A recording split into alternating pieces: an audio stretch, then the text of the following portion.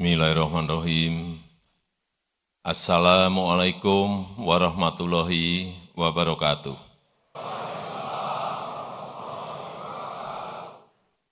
Selamat siang, salam sejahtera bagi kita semuanya.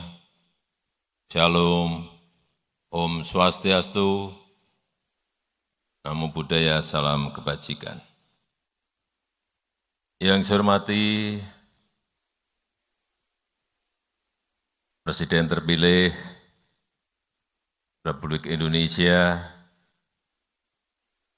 tahun 2024-2029 dan sekaligus Menteri Pertahanan Republik Indonesia, Bapak Jenderal Purnawirawan Prabowo Subianto.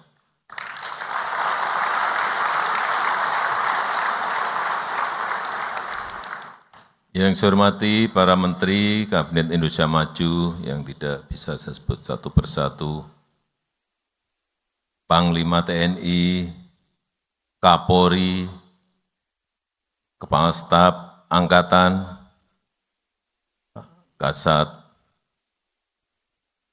Kasal, dan Kasau,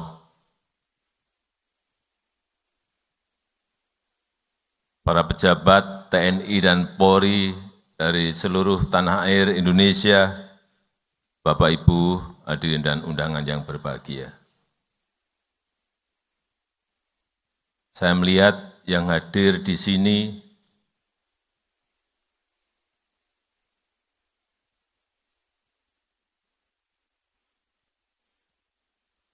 wajahnya cerah semuanya.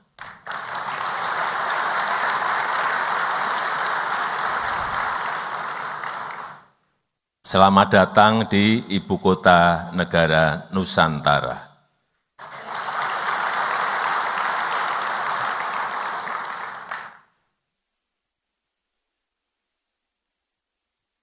Tiga minggu yang lalu, Panglima TNI dan Kapolri menyampaikan, Pak, kami ingin mengumpulkan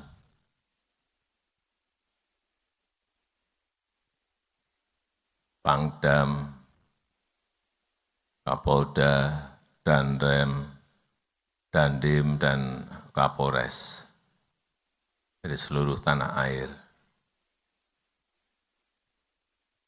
Saya sampaikan, saya tanya, di Jakarta? Enggak Pak, kalau bisa di IKN. Kenapa harus di IKN? Karena, Pak, banyak yang belum tahu Pak, IKN. Hanya lihat di TV, lihat di YouTube, lihat di video, tapi pengen lihat aslinya seperti apa. Sebentar, IKN ini belum jadi. Masih dalam proses pembangunan. Mungkin bisa memakan waktu 10 tahun, 15 tahun, dan bahkan 20 tahun. Meskipun saya meyakini Bapak Presiden terpilih pernah menyampaikan kepada saya, akan saya percepat Pak.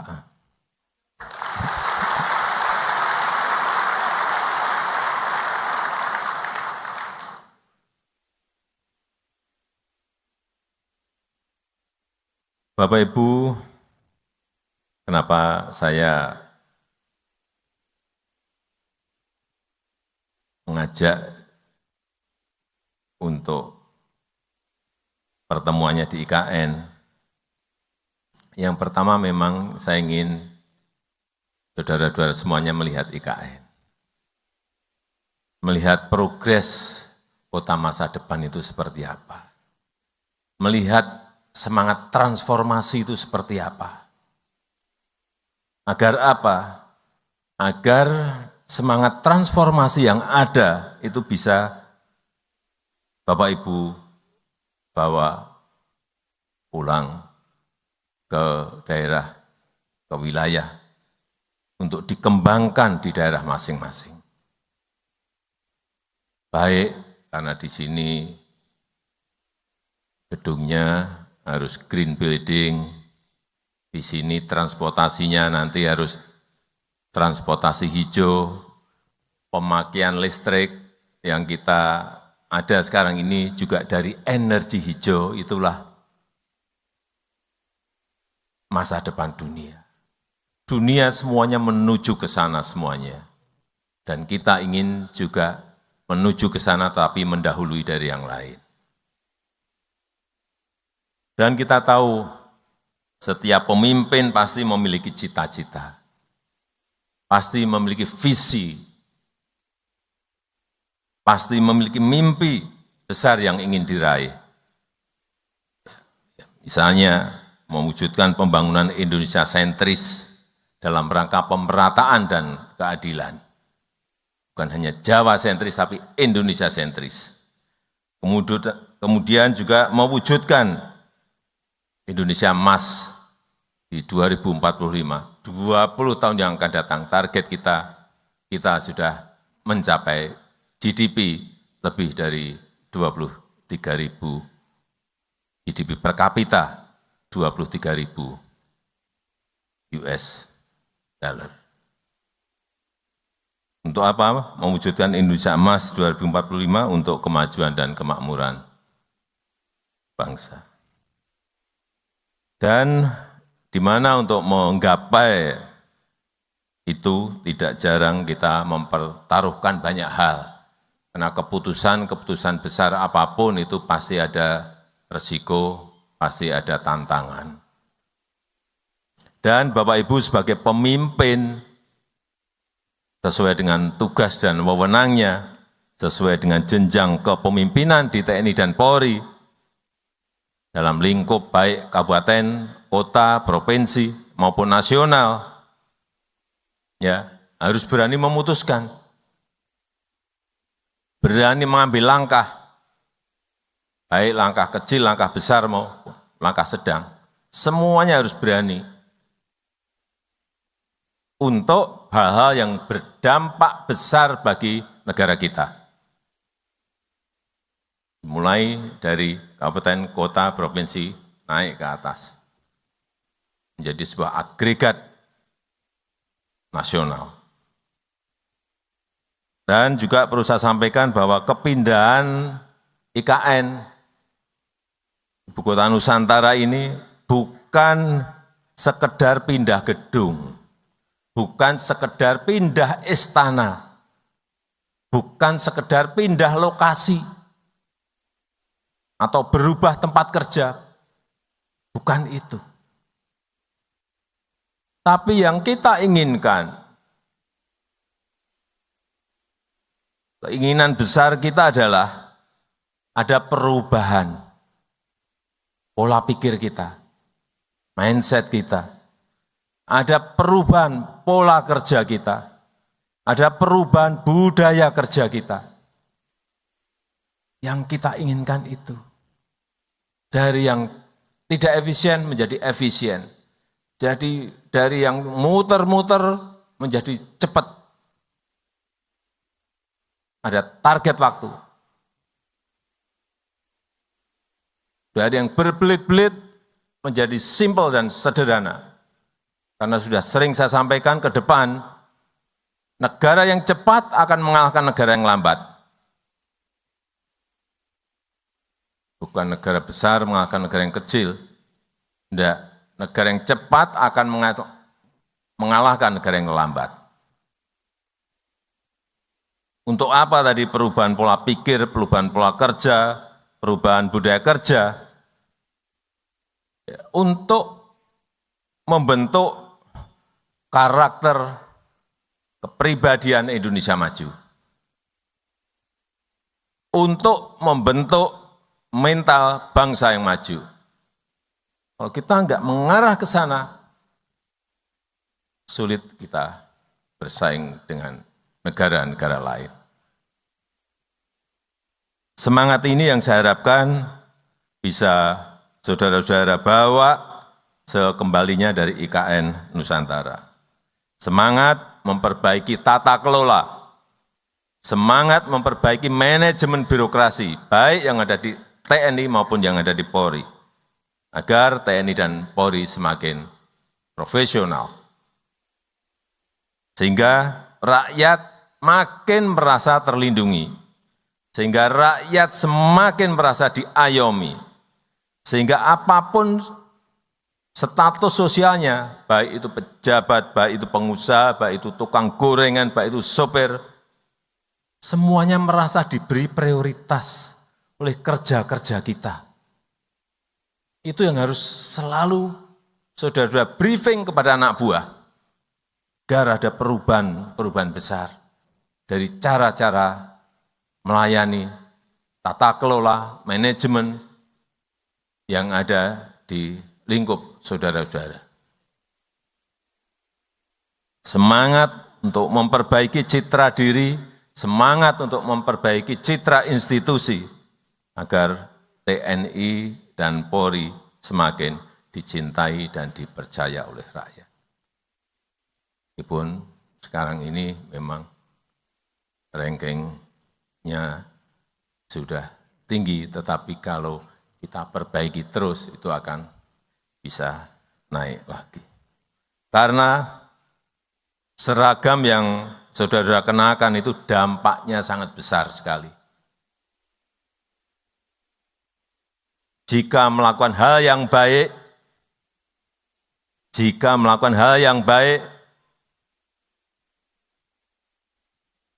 saudara-saudara semuanya akan dicintai dan dihormati rakyat.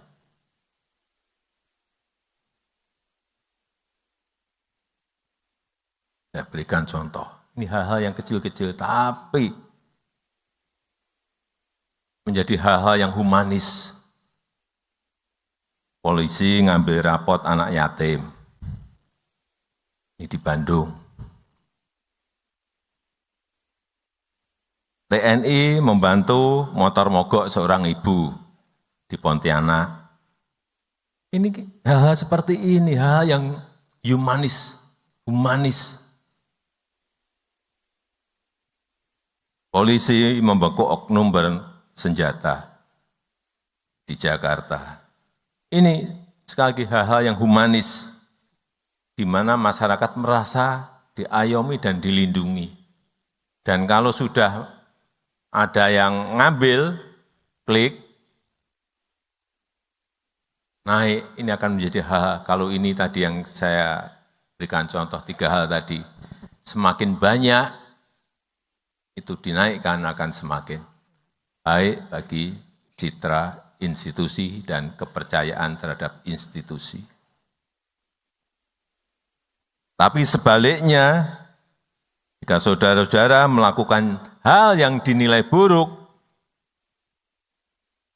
maka dampak negatifnya juga akan besar. Hati-hati mengenai ini.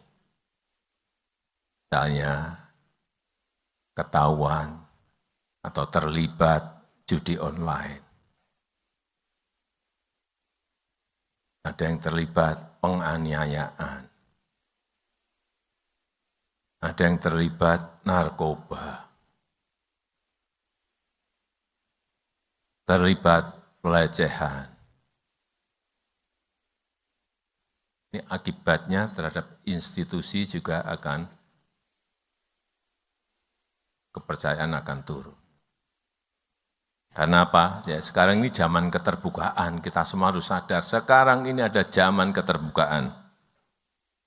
Hal-hal yang saudara-saudara anggap itu sepele, itu kecil, bisa menjadi sesuatu yang sangat besar. Bisa menjadi sesuatu yang mengganggu stabilitas. Bila kita salah mengelola. Sehingga saya minta hati-hati betul mengenai soal-soal seperti yang tadi saya sampaikan. Karena negara kita, tanah Indonesia butuh stabilitas untuk tetap tumbuh. Perlu kita tahu semuanya, negara-negara lain sekarang ini pada posisi yang masih sangat berat sekali, struggle, berjuang, untuk bisa keluar dari krisis ekonomi.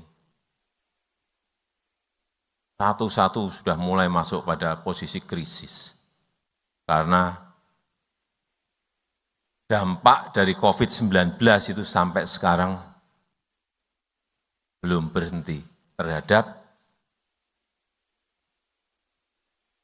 growth, pertumbuhan, terhadap inflasi, terhadap pengangguran, terhadap lapangan kerja. Dampaknya sampai sekarang di negara lain masih berdampak dan dirasakan langsung oleh rakyat. Betapa sangat beratnya. Saudara-saudara bisa buka di Google kondisi sekarang di Eropa seperti apa, kondisi di Amerika seperti apa, kondisi di beberapa negara di Afrika seperti apa. Tidak mudah.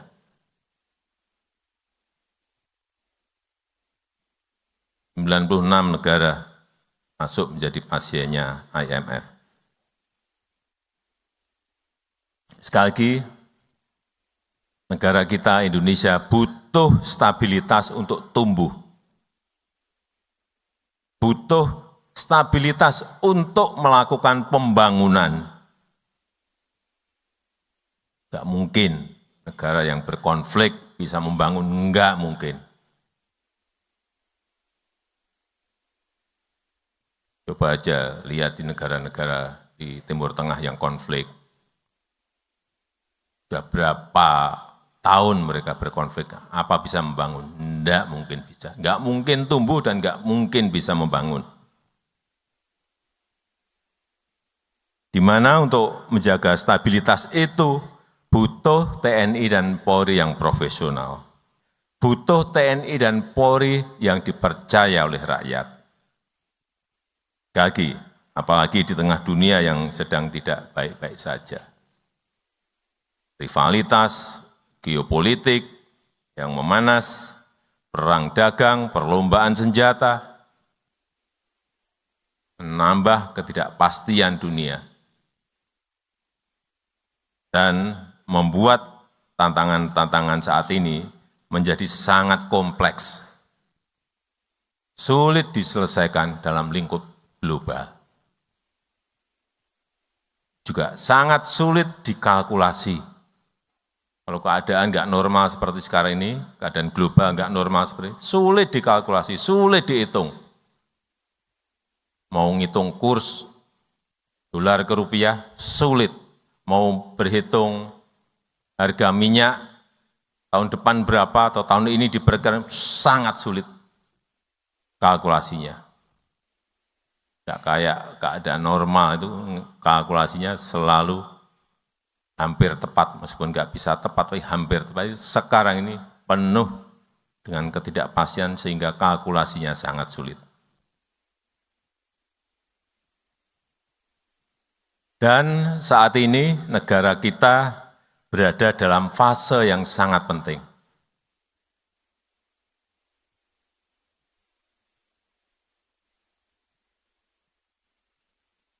Supaya kita sadar semuanya, Oktober bulan depan itu ada pelantikan presiden dan wakil presiden terpilih.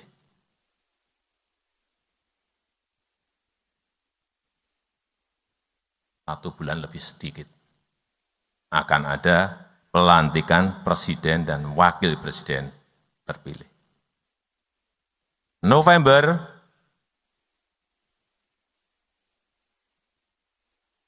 akan ada pemilihan serentak, pilkada serentak kepala daerah, baik itu gubernur, bupati, dan wali kota. Sehingga saya minta TNI dan Polri harus betul-betul menjaga stabilitas yang sudah terjaga sampai saat ini. Hal-hal yang kecil-kecil segera selesaikan, jangan menjadi sebuah persoalan yang membesar. Segera, secepatnya.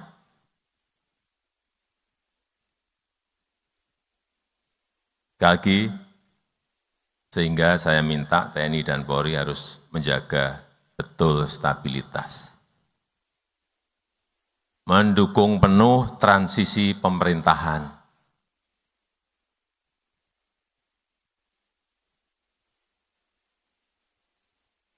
Agar mulus, pemerintahan yang saya pimpin akan dilanjutkan oleh pemerintahan baru yang dipimpin oleh Bapak Jenderal TNI Purnawirawan Prabowo Subianto.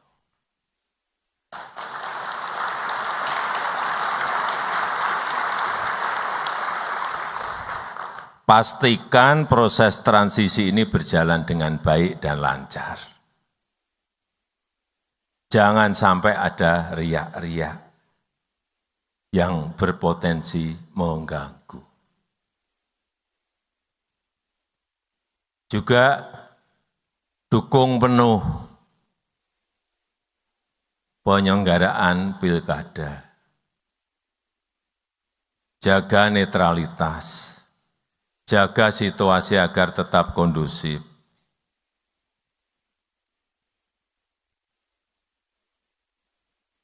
Terakhir, saya ingin mengingatkan kembali terkait dengan kekerasan kepada perempuan dan anak.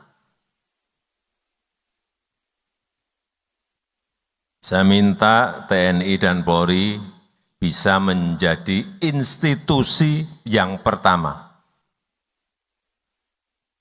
Sekali lagi, saya minta TNI dan Polri bisa menjadi institusi yang pertama bagi perempuan dan anak dalam mencari perlindungan.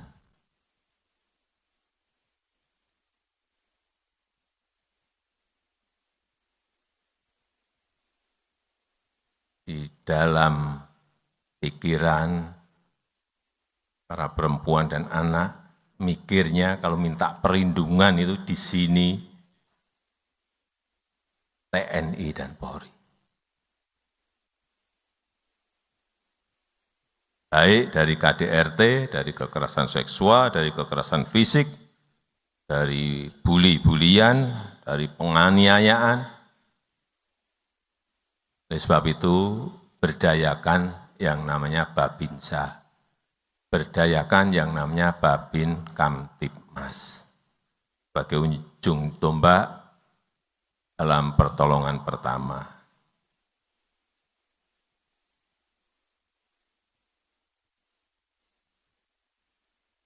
Sebelum menutup, saya ingin menyampaikan ucapan terima kasih yang sebesar-besarnya atas dedikasi, atas kerja keras saudara-saudara selama ini. Pencapaian bangsa kita pada hari ini tentu tidak lepas dari peran, dari kerja keras seluruh TNI dan Polri, seluruh anggota TNI dan Polri. Dan saya berharap TNI dan Polri ke depan bisa terus mempertahankan kekompakannya, mempertahankan sinergitasnya dalam menjaga dan melindungi negara kita Indonesia. Dan saya mohon maaf jika dalam 10 tahun ini selama memimpin ada hal yang dirasa kurang berkenan, ada hal-hal yang dirasa belum maksimal, baik dalam kebijakan maupun dalam kita berinteraksi. Nah, saya kalau ke daerah itu pasti ketemu Kapolres, pasti ketemu Dandim, pasti ketemu Danrem, pasti ketemu Pangdam, pasti ketemu Kapolda. Kadang-kadang ada yang saya salami, ada yang enggak saya salami. Ada yang luput, enggak salaman. Waduh, masa saya enggak disalami sama Presiden. Padahal saya Pangdam. Saya kan enggak apa Pangdamnya yang mana. Kapolda yang mana kalau enggak ngenalin. Polresnya yang mana, Dandimnya yang mana, Danremnya yang mana. Kalau luput nyalami saja bisa masalah. Wah, Presiden nggak mau nyalamin saya. Sekali lagi, saya mohon maaf jika 10 tahun lama memimpin ada hal yang kurang berkenan, ada hal yang belum maksimal dan belum baik, baik dalam kebijakan maupun dalam berinteraksi. Dan mumpung masih berada di IKN, setelah kegiatan nanti kita akan foto bersama, tapi di saudara-saudara juga akan saya ajak keliling. Saya tahu enggak mungkin kalau di TNI dan Polri kan enggak mungkin ada yang 1-2 tahu-tahu ke sumbu kebangsaan sendiri. Tapi pengen, tapi enggak berani ke sana lah, nanti saya ajak.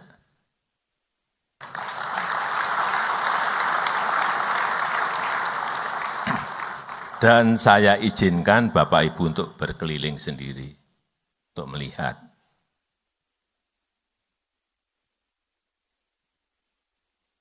Saya rasa itu yang ingin saya sampaikan dalam kesempatan yang baik ini. Terima kasih, saya tutup. Wassalamualaikum warahmatullahi wabarakatuh.